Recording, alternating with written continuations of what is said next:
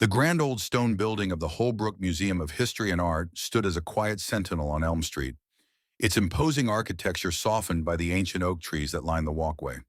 For Sarah, walking towards its heavy oak doors that crisp autumn morning, it felt less like a building and more like a gateway to a long-held dream.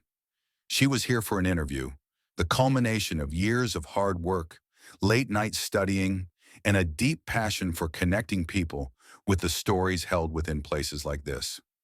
The position was head of communications and public relations, a role that felt tailor-made for her skills and her heart. She smoothed her sensible navy suit, the fabric a little worn but clean and pressed. Her heart beat a nervous rhythm against her ribs. At 50-something, she wasn't fresh out of university, but she was ready for this, ready to bring her experience, her energy, and her genuine love of history to a place that needed a voice. Stepping inside, she found herself in a cavernous lobby filled with hushed reverence and the scent of aged paper and wood polish. Sunlight streamed through tall, arched windows, illuminating dust motes dancing in the air. In the center stood a grand old reception desk, and seated behind it was an elderly woman with a halo of soft white hair pulled back in a neat bun. Her eyes, framed by gentle wrinkles, held a lifetime of knowing. "Good morning," Sarah said, approaching the desk, trying to keep her voice steady. "I'm Sarah Davies. I have an interview with Mr. Harrison at 9:30. The woman smiled, a warm, welcoming smile that instantly calmed Sarah's nerves. "Ah, yes, Miss Davies. We've been expecting you. Welcome to the Holbrook." Her voice was soft, like rustling leaves. "I'm Agnes. Please sign in here." She gestured to a ledger. As Sarah signed, Agnes glanced at the appointment list, then back at Sarah. She offered another small, knowing smile, one that seemed to hold a hint of something unspoken, something perhaps a little concerned, before gesturing towards a nearby seating area. "Mr. Harrison's office is in the director's wing, but someone will come to meet you here first." Sarah thanked her and took a seat, trying to absorb the atmosphere of the museum. She noticed the quiet efficiency of a few staff members moving through the lobby, the respectful silence of the few early visitors. She felt a sense of rightness, of belonging, that only deepened her hope. A few minutes later, a woman approached. She was dressed impeccably in a sharp business suit, her expression confident and perhaps a little too cool. Sarah recognized her instantly. Veronica Sterling. They'd met briefly years ago at a regional conference, and Sarah remembered a certain competitive edge about her. "Sarah Davies." Veronica's voice was crisp. "I'm Veronica Sterling. I'm part of the Administrative Review Committee handling the initial candidate screenings for this role. Mr. Harrison has asked us to conduct these preliminary meetings before he sees the finalists." Sarah felt a tiny flicker of surprise. The email had clearly stated the interview was directly with Mr. Harrison, the museum director. But perhaps procedures had changed. She stood up. "Oh, I see. It's nice to see you again, Veronica." "Come with me," Veronica said, her smile not quite reaching her eyes. "My office is in the West Annex. It's quieter there for this sort of thing." Veronica led Sarah away from the sunlit lobby, down a long corridor that grew progressively dimmer. The walls became plainer, the air felt stiller, carrying a faint, musty smell. They passed closed doors, some marked storage, others collections overflow. This wasn't the vibrant public face of the museum. It felt forgotten, tucked away. They stopped at a small, windowless office. Inside, it was cramped and filled with stacks of files and boxes. A plain metal desk and two hard chairs dominated the space. It was stark, functional, and utterly devoid of the history and beauty that filled the rest of the building. "Please sit down," Veronica said, settling into the chair behind the desk. She didn't offer Sarah water or make any polite small talk. She simply picked up a folder that lay on the desk. Sarah's resume, perhaps? "So, Ms. Davies," Veronica began, her tone shifting from crisp to subtly condescending. "The head of communications role at the Holbrook is quite specialized. It requires a deep understanding of museum operations, not just general PR experience." She glanced down at the folder, though she didn't seem to be reading. "Your resume indicates experience in community outreach, nonprofit communications. That's commendable, of course. But have you ever dealt with, say, the logistics of deaccessioning a rare artifact, or navigating the legal complexities of loan agreements with international institutions? Sarah blinked, taken aback. These were questions for a curator or legal counsel, not a communications head. My role has been focused on communicating the value of those processes to the public, engaging stakeholders, managing media relations around collections news, she explained carefully. While I understand the importance of those operational details, my expertise is in storytelling, public perception, and strategic messaging. Veronica made a small, sharp mark on a notepad. Right, storytelling. She continued with questions that seemed entirely irrelevant to the job description Sarah had applied for. She asked about managing climate control systems for archival storage, about inventory protocols for conservation supplies, about navigating complex union agreements for maintenance staff. Questions that felt designed not to assess Sarah's qualifications, but to highlight her lack of knowledge in areas outside her field, making her feel like an imposter. Sarah answered as best she could, explaining how her communications experience allowed her to work effectively with experts in those fields to translate technical information for a public audience.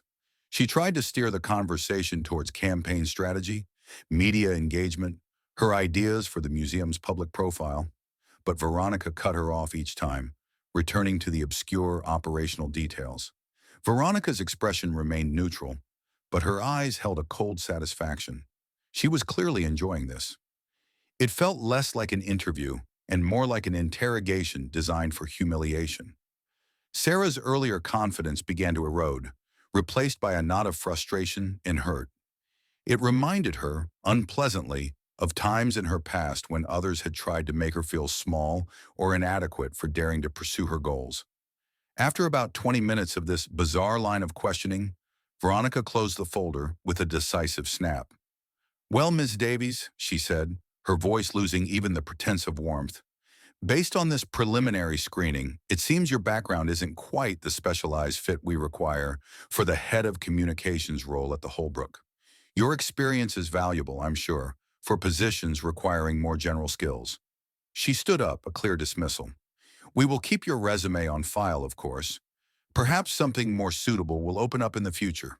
Something less demanding." Sarah felt a wave of disbelief, followed by the sting of rejection and injustice. This wasn't a real interview. It couldn't be. The questions were irrelevant, the tone dismissive, the environment unsettling. She had prepared so thoroughly, poured her heart into her portfolio, only for it to be brushed aside in a dusty back office by someone who clearly had no intention of giving her a fair chance. She rose stiffly, her mind reeling. "Thank you for your time, Ms. Sterling," she managed, keeping her composure despite the turmoil inside. Veronica didn't offer a handshake. She simply opened the door.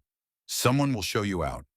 Sarah walked back down the quiet, dim corridor, feeling utterly defeated. The dream that had felt so close just an hour ago now seemed impossibly distant. She reached the main lobby, the sunlight now feeling too bright, too cheerful for her mood. She just wanted to escape, to process this crushing disappointment. As she approached the exit, her steps heavy, she saw Agnes at the reception desk. Agnes looked up, her kind eyes immediately registering Sarah's crestfallen expression. As Sarah drew level with the desk, Agnes subtly extended her hand, her palm cupped loosely. In it lay a small, folded piece of paper. "Ms. Davies," Agnes said softly, her voice barely a whisper, just for Sarah to hear. Her eyes held a mixture of sympathy and urgency. "Don't you go. Not yet. There was a mix-up. Mr. Harrison is expecting you. His office. Director's wing. Straight down this hall. Turn left past the Roman busts." She pressed the note into Sarah's hand, her grip firm for a moment before she released it. "And please," Agnes added, her voice a little louder now, her smile returning, "do feel free to look around the main galleries on your way. They are quite lovely this time of year." Sarah stared at the note in her hand, then back at Agnes. Agnes gave her a quick, reassuring nod, her eyes twinkling with quiet defiance. A mix of confusion, hope, and a spark of righteous indignation surged through Sarah. A mix-up? Or something more deliberate? She remembered the strange questions, the irrelevant setting, Veronica's cold demeanor, and Agnes's earlier knowing look. She crumpled Veronica's business card in her pocket and clutched Agnes's note. She wasn't going home defeated. Not yet. She took a deep breath and turned, heading down the sunlit corridor towards the director's wing, just as Agnes had instructed. The director's wing was a world away from the West Annex. It was spacious, elegantly decorated, filled with light and art. Visitors wandered through the main galleries they passed, admiring the exhibits. The air here felt alive, purposeful. She found Mr. Harrison's office without trouble. It was a large, welcoming room, lined with books, a comfortable armchair next to a large window overlooking the oak trees outside. Mr. Harrison, a man in his late 50s with a gentle face and intelligent eyes, rose from behind a large, uncluttered desk. "Miss Davies." "Ah, there you are. I was beginning to wonder. Agnes said there might have been some confusion. Please come in, sit down." He gestured to the armchair. Sarah sank into the comfortable seat, clutching the note from Agnes. Mr. Harrison sat opposite her, smiling warmly. "My apologies if you were kept waiting or directed elsewhere. We've had some internal organizational challenges in certain administrative areas recently, but I'm delighted you found your way. I have your resume and portfolio here. I've been looking forward to speaking with you." The interview that followed was everything the first one wasn't. Mr. Harrison asked about Sarah's experience in communications, her approach to public relations, her ideas for promoting the museum's upcoming exhibitions, how she would engage with diverse communities. He listened intently, asked insightful questions, and seemed genuinely interested in her perspective. They discussed strategy, vision, the power of storytelling and making history accessible. Sarah felt her confidence return, her passion for the role reignited.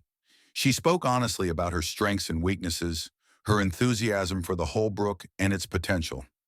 After almost an hour, Mr. Harrison leaned back, a pleased expression on his face. "Ms. Davies," he said, his voice sincere, "I am incredibly impressed.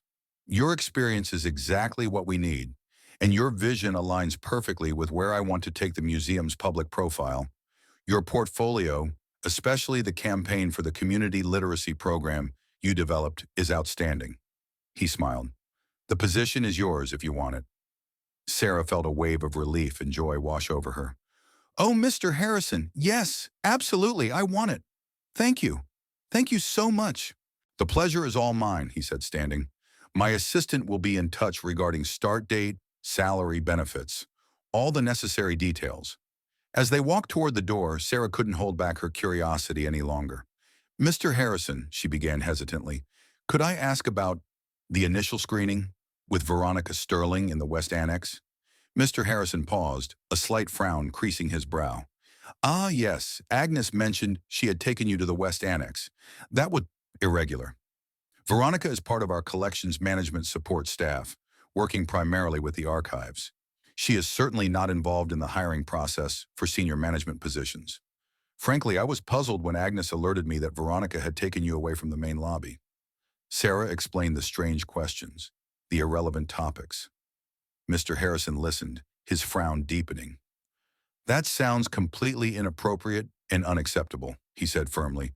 "It seems Veronica may have overstepped her bounds, perhaps due to some internal misunderstanding or something else.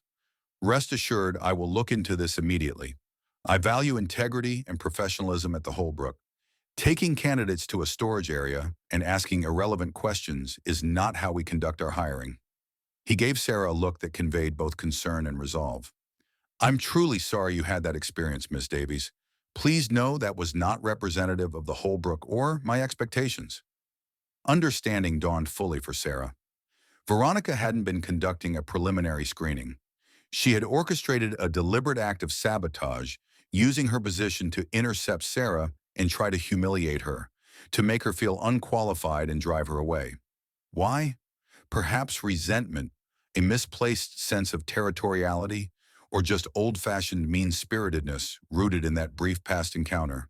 And Agnes, dear Agnes, had seen it. Her quiet observation, her subtle signal, her brave little note, that was what had saved the day. Later, Sarah made a point of stopping by the reception desk before she left the museum, her heart full. "Agnes," she said, leaning closer, her voice low and warm. "Thank you, truly. You saved me. Agnes smiled, her eyes soft and understanding. I just followed my instincts, dear. Been here a long time. You see things. You learn to spot when something isn't quite right. And you look like a good sort. Didn't want you to leave because of foolishness. It meant the world, Sarah said, squeezing Agnes's hand gently. Just remember, Agnes said, her voice gaining a quiet strength. Kindness, fairness, that's what matters. In a place like this, preserving history is important. But how we treat each other in the here and now, that's making history. Months later, Sarah thrived in her new role as head of communications.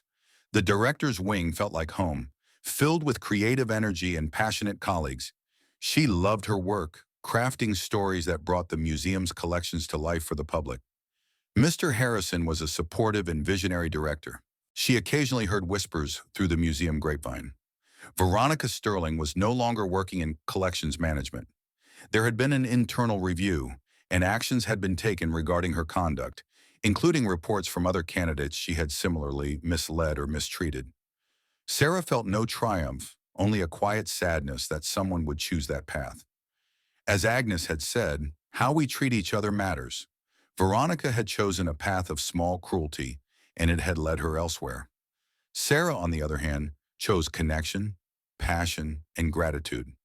She often stopped by Agnes's desk to chat, sharing updates about her work and the museum's successes. She never forgot the quiet, crucial act of kindness that Agnes had shown her that day. It was a reminder that sometimes the most important gatekeepers weren't the ones with impressive titles or sharp suits, but those with observant eyes and generous hearts, tucked away in plain sight, ready to guide you to where you were truly meant to be. The Holbrook Museum for Sarah wasn't just a place of history. It was where her own new bright chapter had begun, ushered in by a silent act of grace.